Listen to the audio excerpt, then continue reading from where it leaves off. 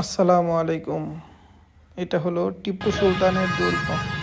যারা হসপিটালে চিকিৎসাধীন আছেন তারা তো 1 মাস মতো সময় লাগে এখানে বসে থাকতে থাকতে, আর ভালো লাগে না, তখন একটু ঘুরতে পারেন। দুর্গটা হসপিটালের পাশেই। অসাধারণ একটা দৃশ্য, চারপাশে পানি, মাঝখানে হলো দুর্গটা।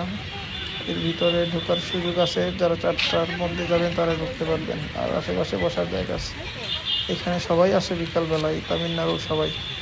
বাংলাদেশি এক ভাইয়ের সাথে দেখা হলো, নারায়ণগঞ্জ বাড়ি।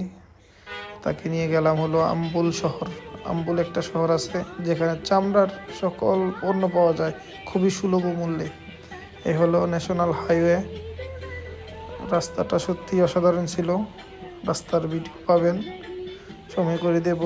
এই শহরের গেট, ভালোই লাগতেছিল, ফুলের দোকানগুলা সাজানো ছিল। এ হলো আম্বুল শহরের রাস্তা। আম্বুল শহরে ঢুকলাম, কেনাকাটা করলাম। মার্কেটের পাশে একটা হাই স্কুল পেলাম।